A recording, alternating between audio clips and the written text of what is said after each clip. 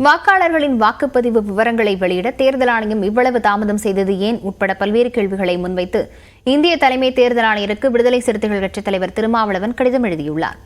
அதில் முதற்கட்ட வாக்குப்பதிவு நடந்த 2 வாரங்களுக்கு மேலாகியும் தேர்தல் ஆணையத்தால் வாக்குச்சாவடி வாரியான வாக்குப்பதிவுகளை ஏன் கொடுக்க முடியவில்லை என்றும், தாமதத்தை நியாயப்படுத்துவதற்கான எந்த விளக்கத்தையும் தேர்தல் ஆணையம் வழங்க தவறியது ஏன் எனவும் வினவியுள்ளார். ஏப்ரல் 30ஆம் தேதி வெளியிடப்பட்ட இறுதி வாக்காளர் தரவுகளின்படி முதற்கட்ட வாக்குப்பதிவில் வாக்கு விகிதம் 5.5%, 2ஆம் கட்ட வாக்குப்பதிவில் 5.74% எப்படி அதிகரித்தது என விளக்க கூறியுள்ளார்.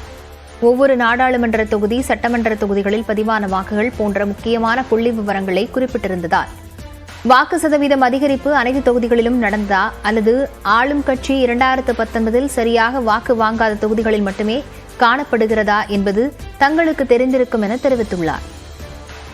இந்த குளறுபடிகளுக்கான காரணங்களை இந்திய தேர்தல் ஆணையம் விளக்க வேண்டும் என்று தெரிவித்துள்ள திருமாவளவன், எஞ்சிய கட்டங்களில் நடக்கும் தேர்தல்களின் வாக்குப்பதிவு விவரங்களை வாக்குப்பதிவு முடிந்த 24 மணி நேரத்திற்குள் வெளியிடுமாறு தேர்தல் ஆணையத்தை வலியுறுத்தியுள்ளார்.